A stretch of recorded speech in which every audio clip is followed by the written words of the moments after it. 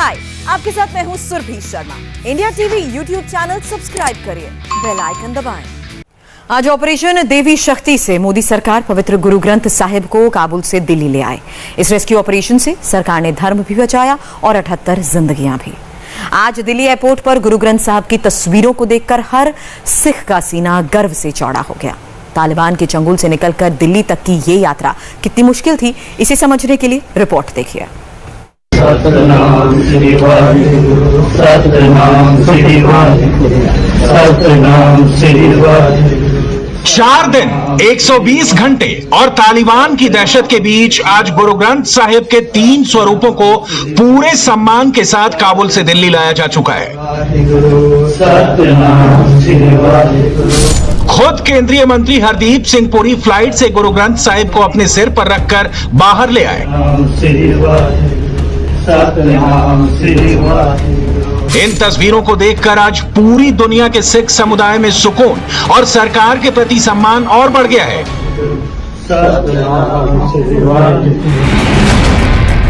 गुरु ग्रंथ साहिब के पवित्र स्वरूपों को एयरपोर्ट से दिल्ली के महावीर नगर लाया गया, जहां इन्हें अब गुरु अर्जुन देव गुरुद्वारा में रखा गया है।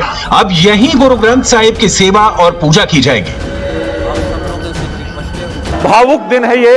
आप तस्वीरें देखें, जो गुरुद्वारा कमेटी के अध्यक्ष हैं मनजिंदर सिंह सिरसा, वो अपने सिर पर एक स्वरूप को लेकर बाहर निकले हैं और यहाँ से जो बसनुमा पालकी है उसमें ले जाया जाएगा इन तीनों स्वरूपों को।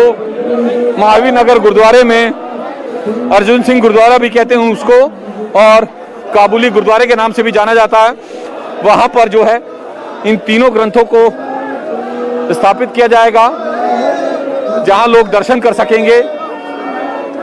बेहद भावुक करने वाला क्षण है सिख समुदाय के लिए, पूरे हिंदुस्तान के लिए। आप तस्वीरें देख रहे हैं, तीनों स्वरूप जिन्हें अफगानिस्तान से, जो अफगानिस्तान के रहने वाले लोग हैं, वो तालिबान से बचाकर हिंदुस्तान लेकर आए हैं। हिंदुस्तान पर भरोसा है उन लोगों को, तभी वो यहां पर पहुंचे हैं। सिख धर्म के सबसे पवित्र ग्रंथ गुरु ग्रंथ साहिब को तालिबान के चंगुल से निकालकर दिल्ली लाकर गुरुद्वारे तक पहुंचाने में कई अड़चने और मुश्किलें थी, लेकिन सरकार ने गुरु ग्रंथ साहिब के प्रति करोड़ों लोगों की श्रद्धा का सम्मान रखते हुए हर मुश्किल और चैलेंज को स्वीकार किया और तालिबान के आतंकियों की परवाह न करते हुए गुरु ग्रंथ साहिब को दिल्ली ले आए।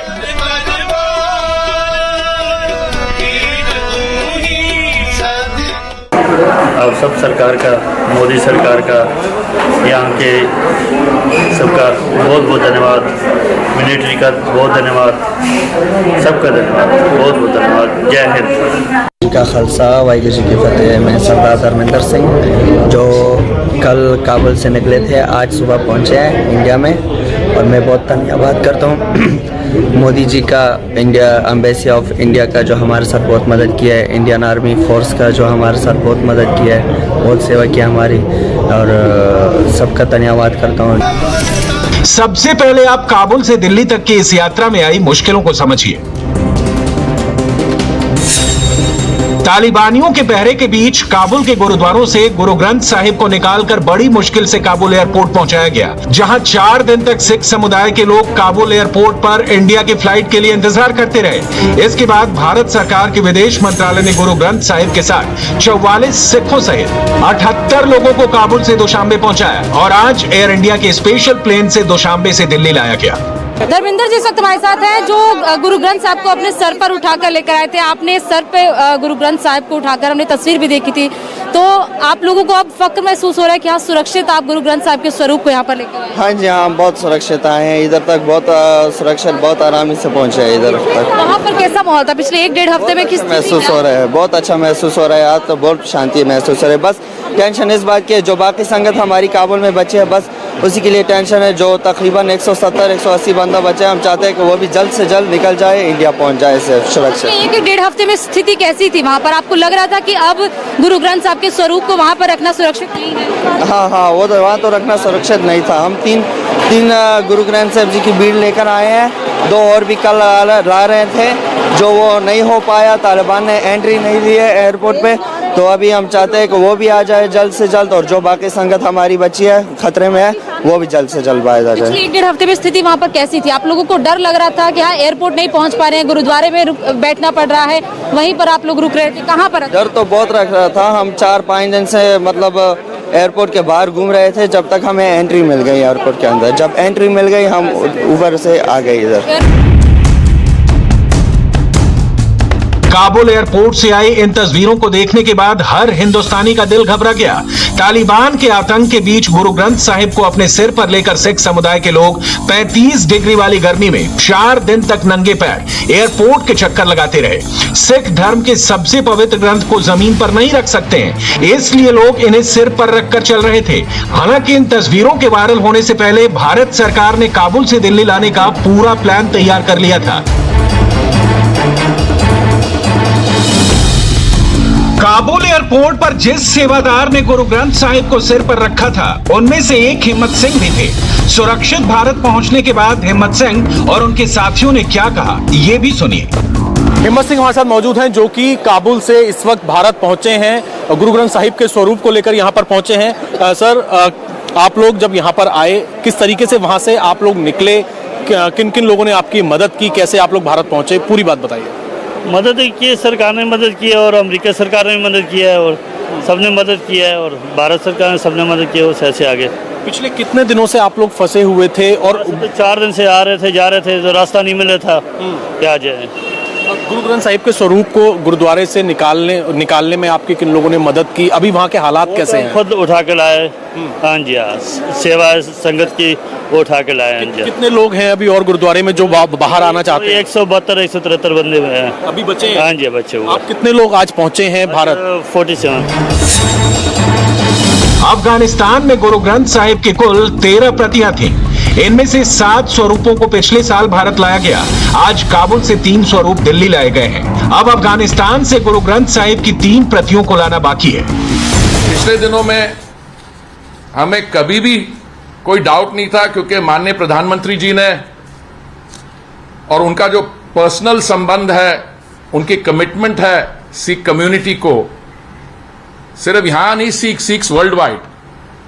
देखिए, जब CAA लेजिस्लेशन इनैक्ट हुई तो देखिए कौन कौन उसका विरोध कर रहा था,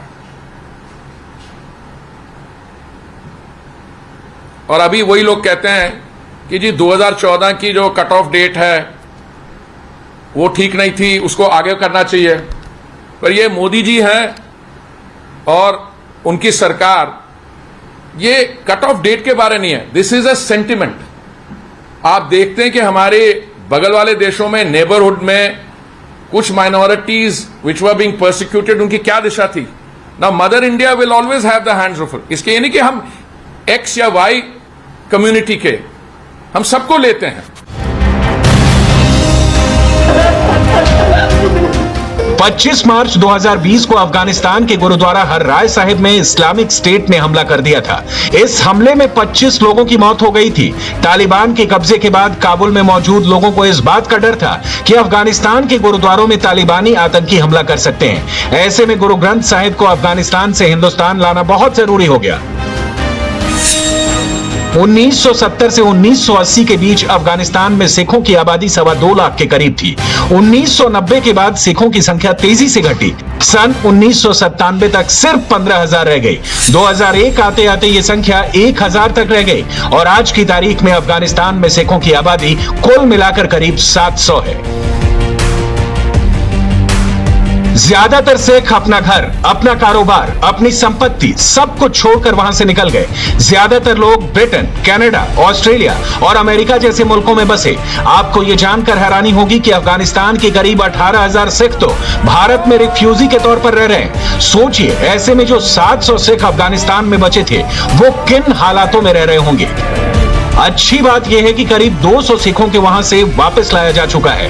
बाकी जो भी आना चाहेंगे उन्हें जल्दी ही लाया जाएगा, और सिर्फ सिखों को ही नहीं, अफगानी हिंदुओं को भी सरकार पूरी सुरक्षा दे रही है।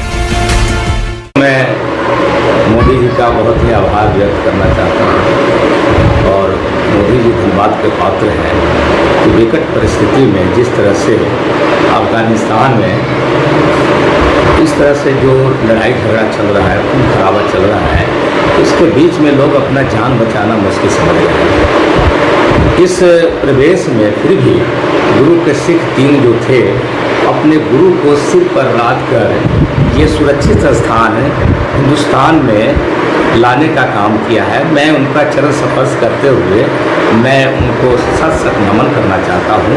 और इसमें जो केंद्र सरकार विशेष तौर से मोदी जी ने जो पहल की है, ये काबिल तारीफ है। इसको कभी सिख समाज भुला नहीं सकता है। सर, एक तो सरकार का बहुत बहुत धन्यवाद जो उन्होंने हमारे लिए इतना सब किया, जो हमारी सिखों के लिए कि जो हमारी 3 स्वरूप थे गुरु महाराज आए हमारे, ये सबसे पहले तो मोदी जी का बहुत धन्यवाद होता है। जी।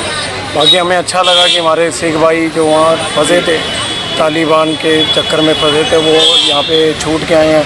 हमें इस चूक का बहुत बहुत शुक्रिया करते हैं मोदी सरकार जी का। अच्छा काम कराया उन्होंने। जो इस बार समय की सरकार है, मोदी सरकार, मैं इसकी सराहना करता हूँ। ये बहुत अच्छा काम कर रहे हैं और जो सिख भाइयों को लेके आए हैं, और मैं जो सबसे बड़ी मैं उनको सैल्यूट करता हूँ, जो मेरे सिख भाई हमारे गुरु ग्रंथ साहब जी को, हमारे गुरु जी को अपने सिर पे रखे और अपने पूरी टीम के साथ दिल्ली में लेके आए हैं। मैं उनको सैल्यूट करता हूँ। वो भी हमारे लिए देवतुल्य हैं, क्योंकि वो हमारे गुरु को लेके आए हैं। उन्होंने हमारे गुरु की पूरी इज्जत रखी है और सरकार ने भी हमारे गुरु की पूरी इज्जत रखी है।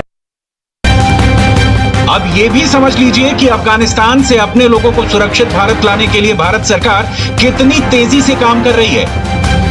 काबुल एयरपोर्ट पर बिगड़ते हालात और तालिबानियों के बढ़ते आतंक के बीच विदेश मंत्रालय एक हिंदुस्तानी को भारत लाने की प्लानिंग कर चुका है।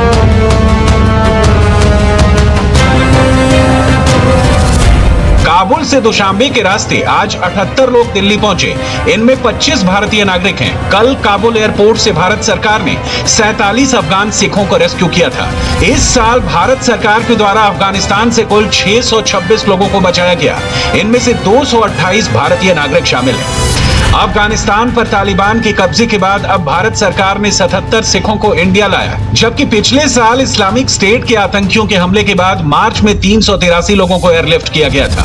इट वॉज इम्पॉसिबल टास्क जो की गई, जिसको किया गया, इम्पॉसिबल था उन हालातों में। लेकिन आप सोचिए कि उन हालातों के अंदर भी उनको वहाँ से निकाल कर एयरपोर्ट लाना है। और एयरपोर्ट में भी दिक्कत क्या है कि हजारों लोग एयरपोर्ट को घेरे खड़े हैं बाहर। उसके बाद तालिबान है, उसके बाद अमेरिकन आर्मी है, तो बहुत चैलेंजिंग टास्क था। 75 लोगों को कल भी निकालने की कोशिश की गई, और लेकिन एयरपोर्ट पे गोली चलने के कारण वो निकल नहीं पाए। अब उनको दोबारा निकाला जाएगा, कब निकाला जाएगा ये तो मैं डिस्क्लोज नहीं कर सकता, पर ये मैं जरूर कह सकता हूँ कि कल मेरी प्रधानमंत्री कार्यालय से और विदेश मंत्रालय कार्यालय से जब बातचीत हुई तो उन्होंने आश्वासन दिया कि उनको सुरक्षित निकाल दिया जाएगा। एक ब्रेक के लिए हमें यहाँ पर रुकना है और बता दें, आगे नजर डालेंगे इस वक्त की हेडलाइंस पर। हाय, आई एम सुरभि शर्मा। खबरों से अपडेट रहने के लिए India TV YouTube channel subscribe